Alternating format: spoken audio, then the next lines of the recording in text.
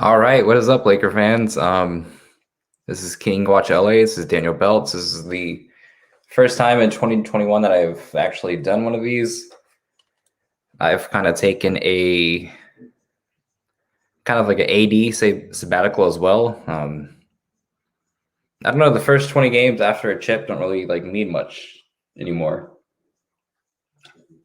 Whereas the past 6-7 years, where each season was kind of filled with hope, we already got the chip. So we know what we want to do next year, and we know we have the best duo in the league. So first 20 games, I really didn't catch much. I watched every now and then. I think I missed 10 of the games that happened this season. So it is what it is. Tonight's game against the Thunder was kind of trash. You never want to go to overtime against a team that plays like that and that kind of looks like that. But we won, and that's all you can ask for. 25 games into the season, we're 19-6, and I know it seems like the sky is falling because AD's been hurt and has been playing like AD normally does. Who cares? We're 19-6. We're the second team in the Western Conference. We look like the best team. We are the best team. We are the defending champs. So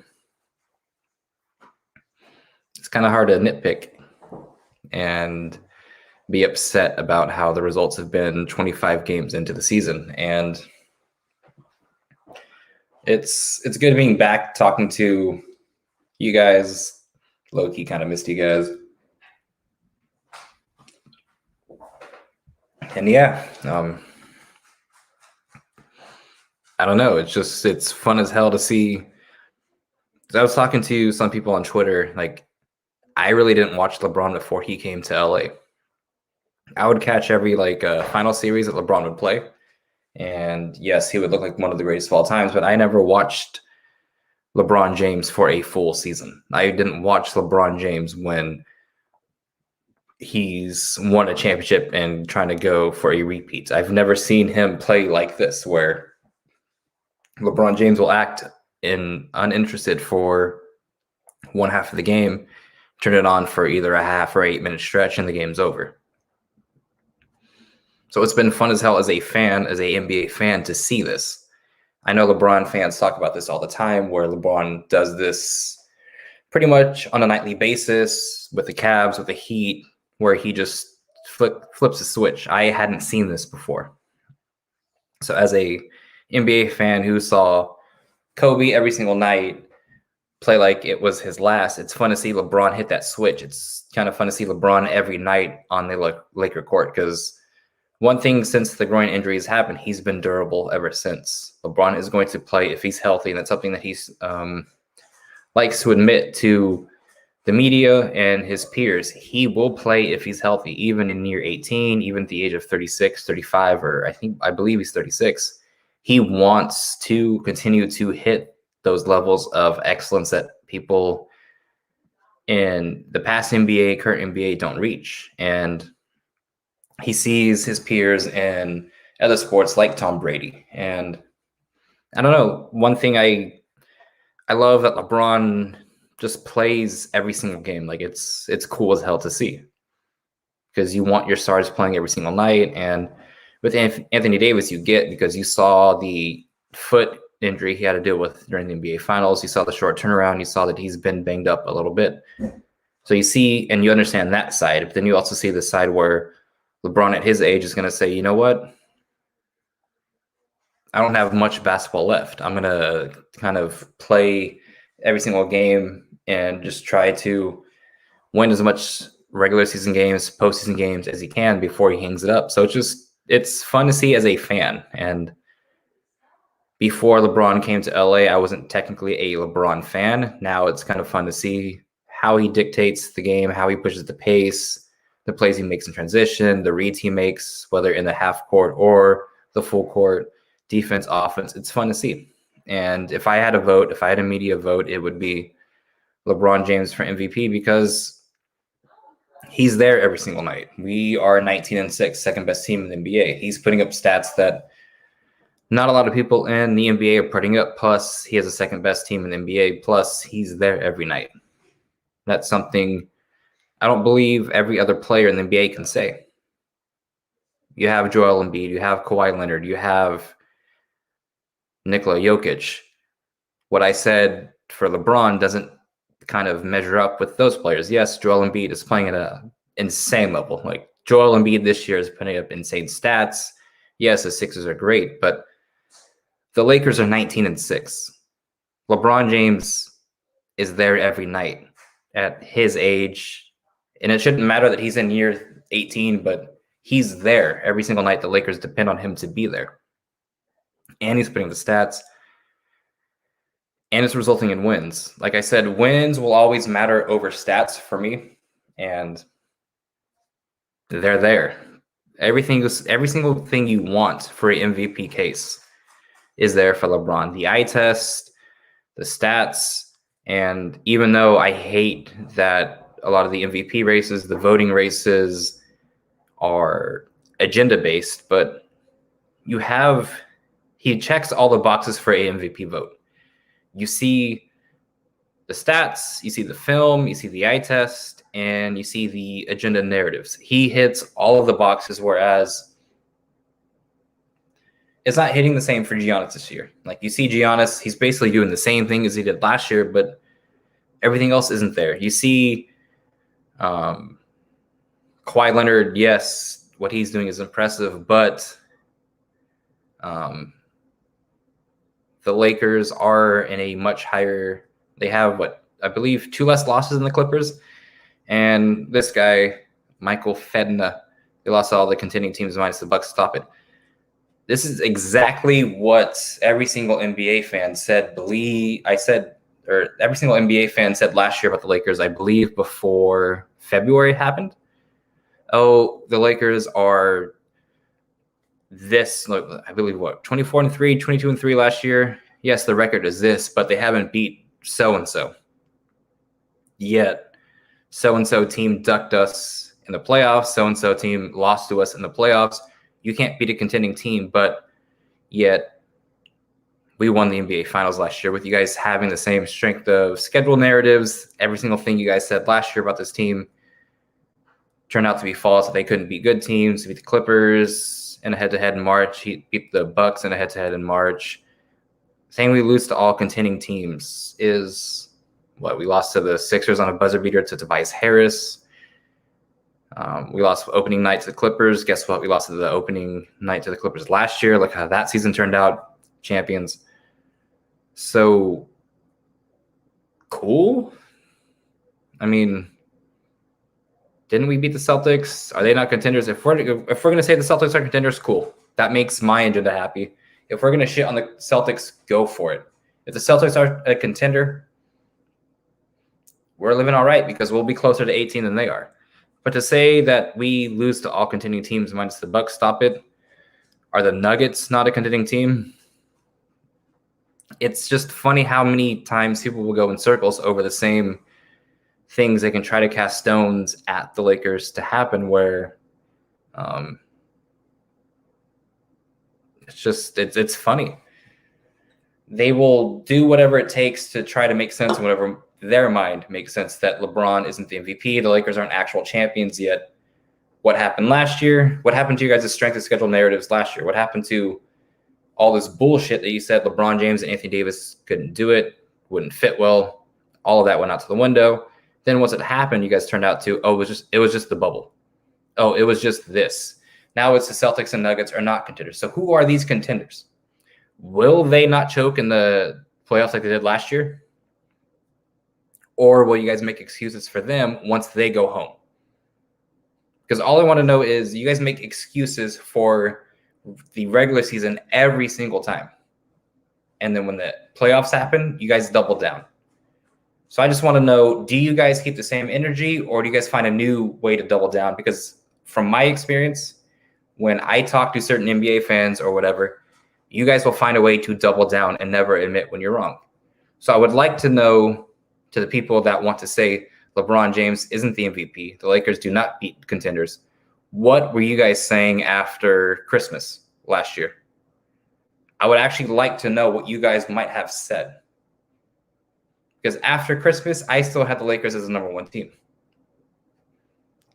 Because from what I saw when AD and LeBron switched to AD going to the 5 when it matters, and LeBron James kind of taking every single possession serious, as I've seen him do in the playoffs and the NBA Finals, because that's all I've ever known LeBron to do. Because like I said earlier, I never watched LeBron James play in the regular season. I just watched him in the finals. What I saw between those two could work. Whereas you guys make belief with, oh, the Lakers won't win because they lost to the Clippers opening night. Oh, LeBron's not MVP because whatever, but the Lakers are the #1 seed in the West. Oh, the Lakers aren't real champions because it happened in the bubble, yet the Lakers were the #1 seed out West all season last year. They looked like, if not the first best team, the second best team in the NBA. So how I'm going to say I'm not going to cuss as much anymore on this podcast. So how in the hell are the Lakers only winning in the bubble because it's, I guess, easier to play in a bubble? But they were the best team out West all season. No team was checking them out West. So I don't get your guys' logical thinking, and nor do you guys ever seem to have logical thinking. In the 2019 NBA Finals, I thought with or without KD, the Warriors would win. I was wrong. I give the Raptors credit for that, and I don't ever try to double down on that. I say I was wrong. You guys, with fake Abbies, no Abbies, like to say all these things on Twitter, the comment section, or whatever. So this is more of a dialogue towards that. You guys never like to own up to shit. You guys like to double down. You guys like to make new accounts when you guys are proven wrong. Yet the people I find most enjoyable to talk to on Twitter or in just regular life about basketball is whether they can own up to their terrible takes. And people that can't own up to terrible takes just continue to ask questions, ask certain things, and deflect, like Michael Fedna is doing in our live comment section. Shout out to you for probably being the worst part of NBA Twitter and just basketball Twitter, where you won't admit that you're incorrect, where you like to just talk about nonsense. But that's just where we're at today in today's basketball. The enjoyment of people watching is kind of down. They just want to get off these ridiculous hot takes, and that's where we're at. But getting back to the game tonight, I was very impressed with Wesley Matthews' ability to stay kind of in the moment. And he's a pro's pro. He didn't play, I believe, for I believe 4 straight games or 5 straight games. And I mean, from all the info given, he was going to stay out of the rotation. What does he do tonight? He plays probably his best basketball this season, has 16 points, hits timely clutch shots, makes the correct reads on defense, and he looked like a clear-cut rotational player tonight, even though he sat out 4 or 5 straight games. That's the beauty of this Los Angeles Lakers team. That's the beauty of what the Lakers are trying to do. The Lakers kind of, how would I say it?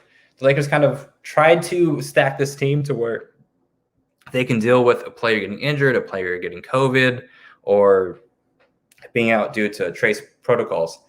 And you kind of saw that tonight, even though they shouldn't have been in a close game versus the Thunder, yet they still came out with the victory. You saw Dennis Schroeder make great plays late. You saw Montrez go and make great plays late, even though that ISO against Al Horford that he had was awful.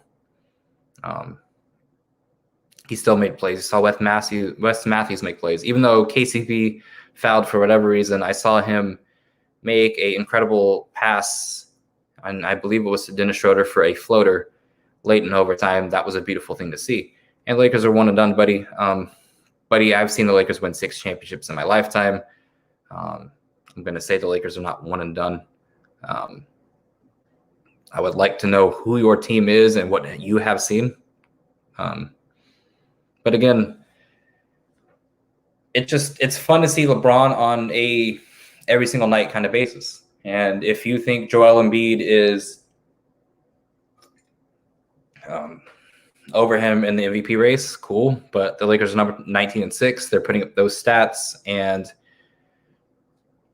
I mean, you're the defending champs, you're the defending finals MVP, and you're continuing to do this. It's kind of hard for that not to carry over into this regular season.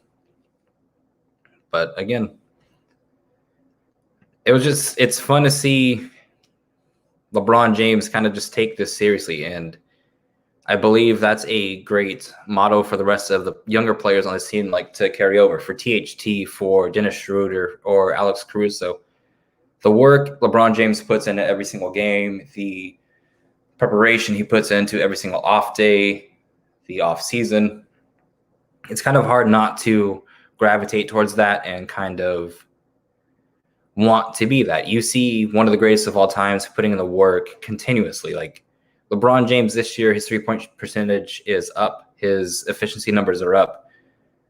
So if the best player in the world puts this much effort into developing their craft, if you see that, you're going to want to mimic that. And for them this season to see that, that's why I think THT is going to benefit the most from this, because you are a 20-year-old and you're seeing the greatest of all time, or one of the greatest of all times, putting in this amount of work. You're seeing him every single night being out there on the court, being available for his team, putting X amount of money into being healthy during the offseason. You're seeing that. So you're soaking in like a sponge. And that's why I think THT is going to be a hell of a player going forward in the future, because of kind of just what you're able to see from LeBron James at this stage. It's why we think Julius Randle, Jordan Clarkson, and D'Lo, and all these other players, Larry Nance per se, got to benefit from seeing Kobe in his last year. And yes, Kobe in his last year in LA we weren't in the running for a championship or a playoff spot in Kobe's last year, but they got to see Kobe prep for every single game. They got to see Kobe, even though he was dealing with injuries or whatever, they got to see the prep he would try to do to be healthy for a certain single NBA game, because you saw in his last year the amount of injuries that piled up for that year.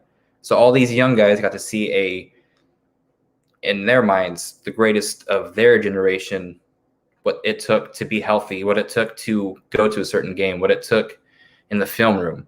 So it's fun to see that carry over. And like I said another night, yes, we are spoiled as a Los Angeles Lakers fan base. We go from the greatest of the greats to the greats to the greats. In my lifetime, I've seen Shaq, Kobe, I've seen Pau, I've seen LeBron, and I've seen Anthony Davis. My parents before me got to see Magic, Kareem, and James Worthy. So like, we are spoiled as Laker fans to just witness basically MVP level play every single year that we have a franchise. You can't say that for many franchises. So when I say LeBron James is my vote for MVP, it's because we've seen this happen before. Like LeBron's ability to take over games, I would say what's most impressive to me is LeBron's defensive side of the ball in this season. Yes, there are a ton of plays where none of the Lakers look interested on defense, but when the Lakers flip the switch and lock in defensively, LeBron can basically still guard 1 through 5. And no, he's not going to be guarding Embiid or Jokic, but outside of those 5s, he can guard basically almost every single center in the league, because they're not going to beat you with skill. And LeBron has enough strength and power to kind of like hold them down until AD comes and helps over the top. So like I said, LeBron James will get my MVP. All you have to do is look at the stats, look at the film, and that's it. He checks all the boxes for what you want from an MVP.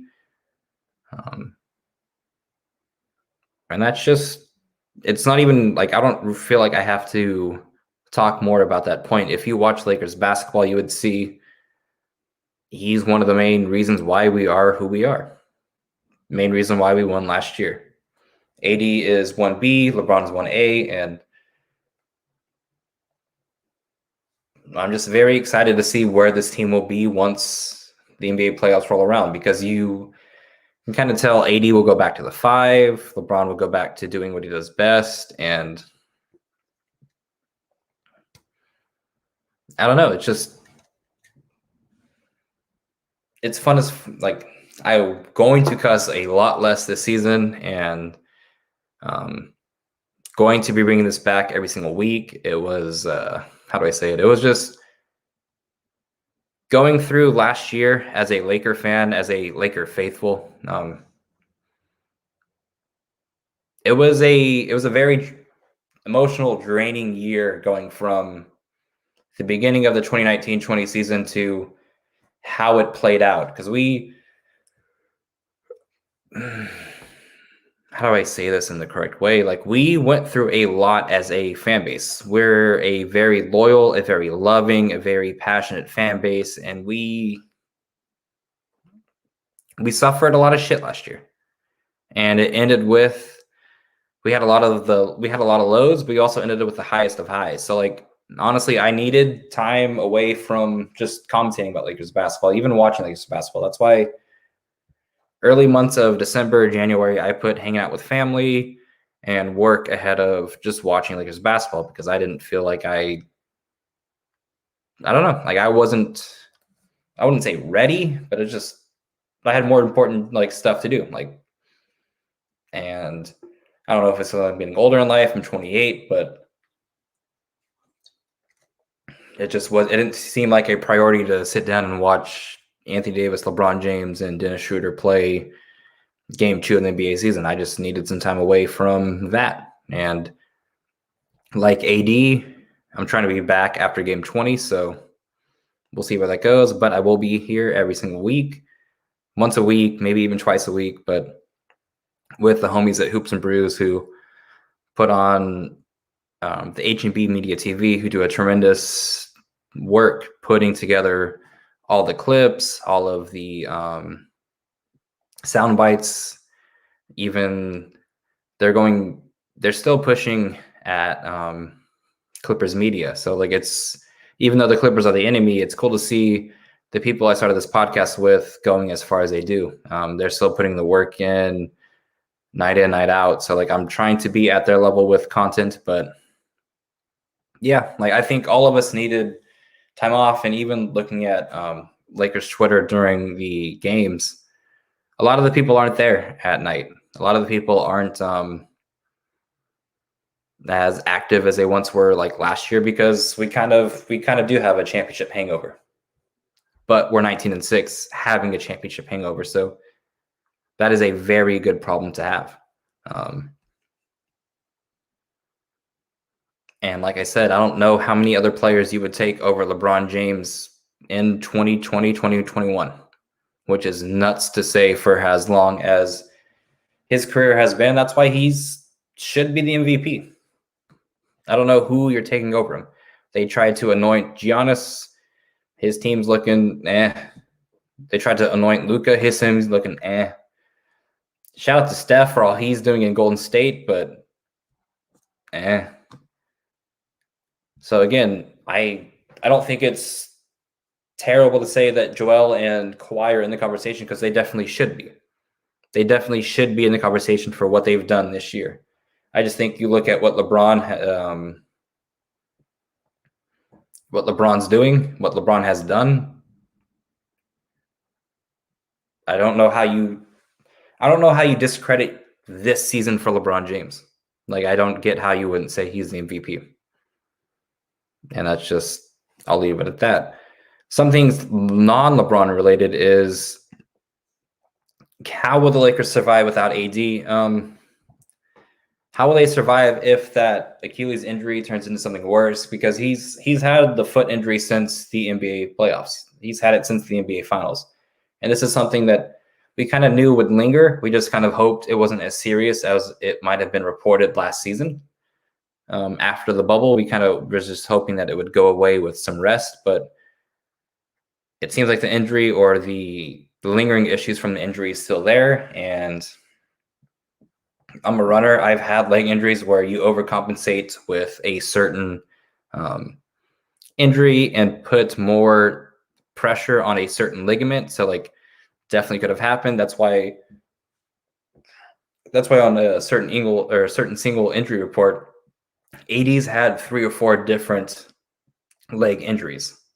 So that doesn't seem far-fetched where he's overcompensating with certain ligaments, and that's why we have this Achilles scare. So can the Lakers survive without AD with our upcoming schedule? Hell yes. He could afford to take the week off. We're 19-6. We can afford that. I would want him to be 100% healthy, but there was I know it's 3CB Performance, and he works with Lakers Silver Screen and Roll. I believe that's his @ He put it together perfectly in the newest video he released. Make sure you guys go sub and follow that as well. Anytime I see a Lakers player get injured, I definitely rush to his Twitter feed to see what happens. Because in the Lakers community, in the Lakers thing, there are a ton of people that put together a ton of great content. You can go from like Laker Film Room to Unwritten Rules to Jason to Pick Up Hoop to 3CB Performance. A ton of guys who just put together great content.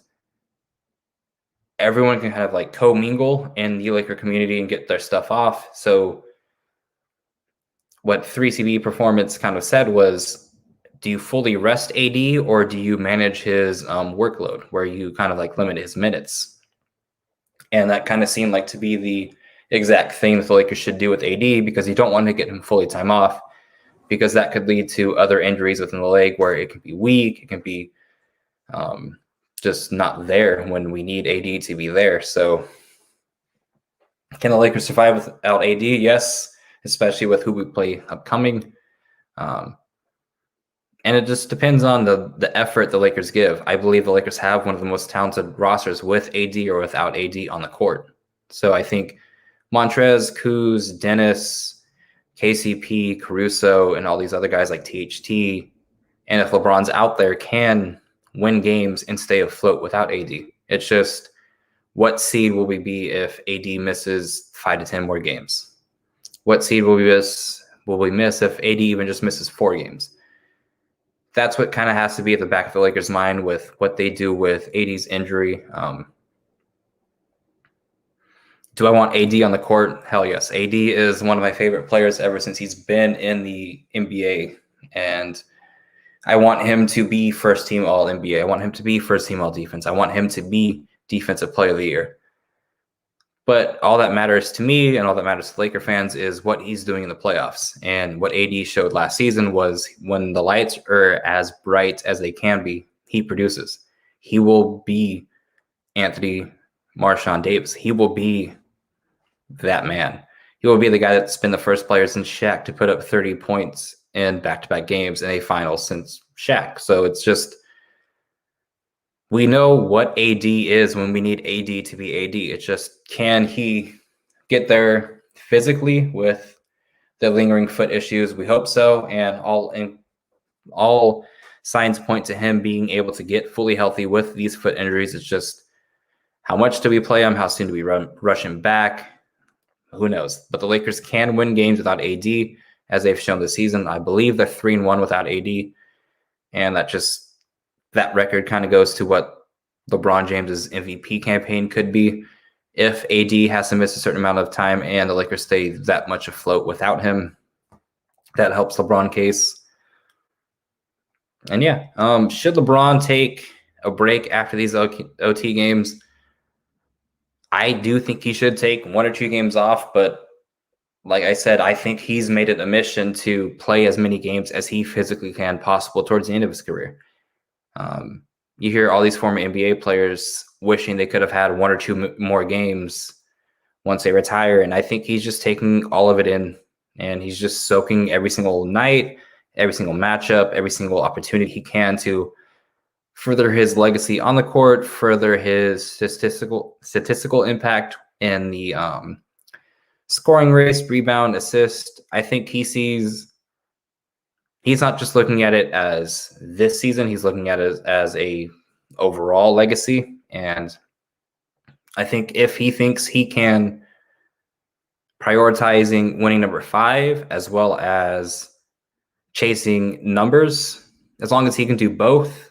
And I think he knows himself more than he might be the most ready NBA player to diagnose himself, because he spends so much money on rehab, spends so much money on nutrition, where he knows his body better than anyone else in the entire league.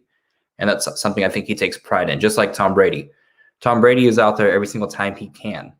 And why we link Tom Brady and LeBron James together is they are the benchmark. They are the standard for players playing this late into their career, being that excellent, being there every single time your team needs you to be there. And not only just being there, but also putting up the stats to do this. Tom Brady at his age just won Super Bowl MVP, won his 7th Super Bowl. That is nuts. That is the benchmark he is setting. LeBron James sees Tom Brady do that.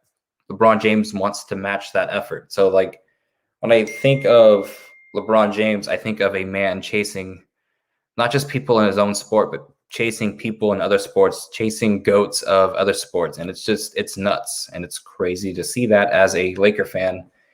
And we, like I said, we are spoiled. We are spoiled that we get to deal with all of this. Let's see. Lakers start. Are we satisfied, or were we expecting more? I expected us to. I didn't think we'd be 19-6. I thought we'd be like 17 and 8, 16 and 9 maybe. I didn't think we'd be 19-6.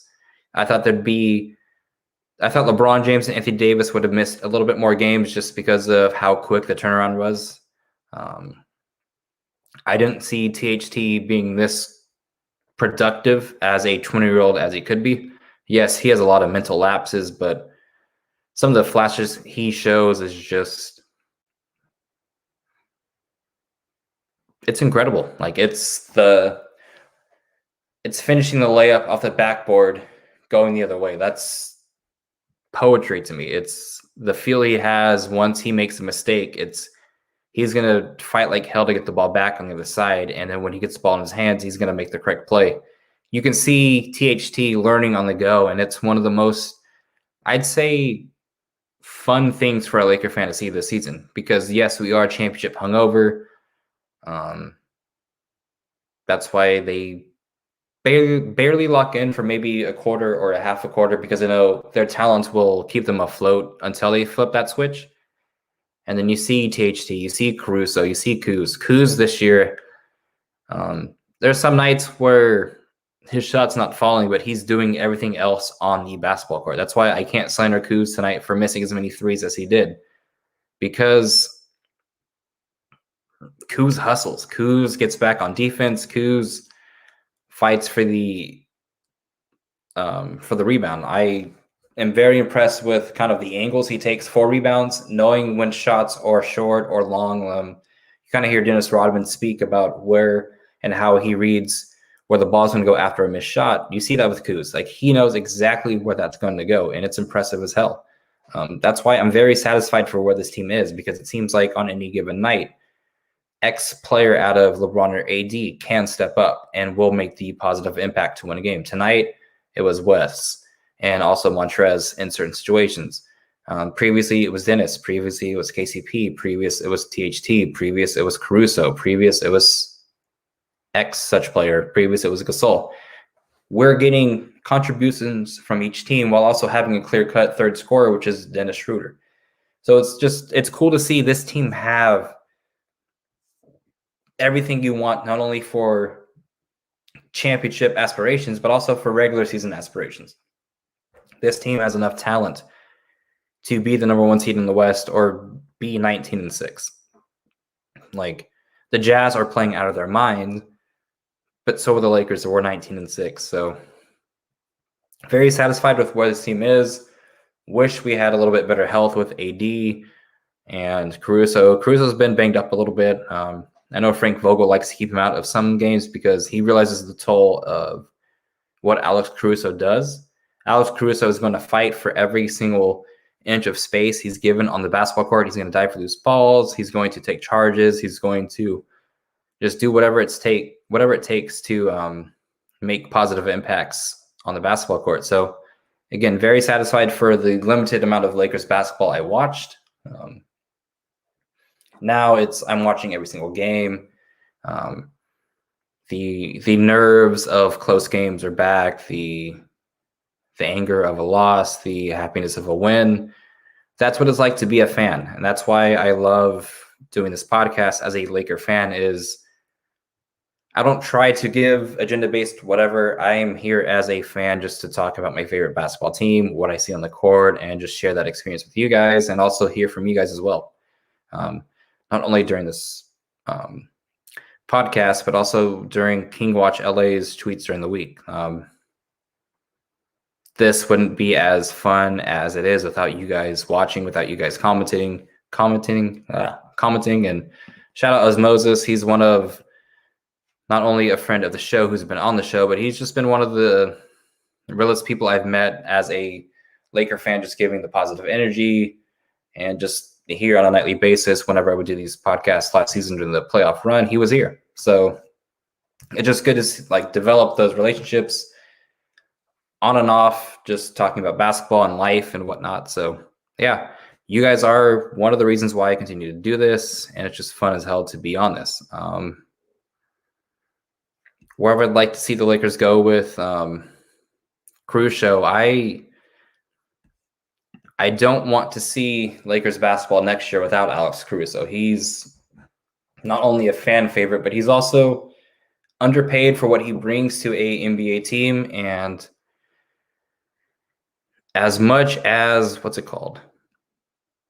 as much of a fan favorite he is, and as much media attention as he gets, I still think what he brings to the basketball court is undervalued. You see the chemistry he has with LeBron. You just see what he kind of brings when he hustles towards a offensive rebound, tips it out, and you just kind of see where the possession goes after that. He has great synergy with almost every single player on the team, and he's either hitting a timely shot, locking somebody up, or just diving for a loose ball, or simply making the correct read on the basketball court. Like, I believe he hit it was either Kuzma in the corner or someone else, but LeBron passed it to him. He was under the basket. The other team was playing zone, and he just whipped it up to, I believe it was Kuzma or KCP for a three. He just makes winning plays, and this Laker team has players that will make winning plays, and also players that can get their stats, and also do that while getting wins as a member of the Los Angeles Lakers. So that's what this team is all about. That's why Rob Pelinka and Jeannie Buss put this team together. They see a 72 game NBA season and also a 16 win postseason. That's what they put this team together for. The pieces fit. For the people that think we need another big, I would say we only need another big if AD's leg is going to continue to hamper him in the playoffs. Once he goes back to the 5, I think we'll be all right. And if Markieff can ever go back to being the floor spacer that he was last year for us, then we'll be even that much better. But with the improvements of Kuzma, with the improvements of THT, with LeBron and AD being able to play bigger in the postseason, with Marc Gasol playing in the postseason, we can get away with not picking up another big. Where I think we try to go in buyouts and trade deadline is another wing, just another body to throw at the likes of Kevin Durant, the likes of Kawhi Leonard, the likes of Giannis. That's where I think the Lakers go during that time, because like I said, AD or LeBron can check basically any player from 1 through 5. We just need other big bodies to throw at wings that might give KCP or Dennis Schroeder or Alex Caruso or THT hell in the playoffs. And yeah, that's kind of where my thoughts are at with this season of Laker basketball. Like I said, I'm very excited to be back and talking to all of you guys.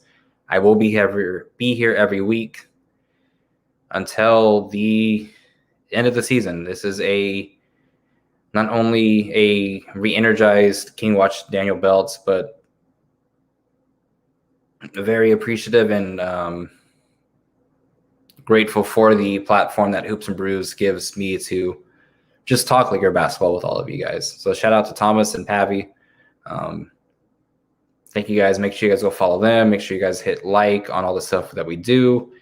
And I will be here next week or maybe even sooner than that. But until the next time we speak, make sure you guys go vote for AD, LeBron James, KCP, and the shooter, Alex Caruso, all the Lakers for the All-Star game. And make sure you guys drop a like. Make sure you guys drop a follow.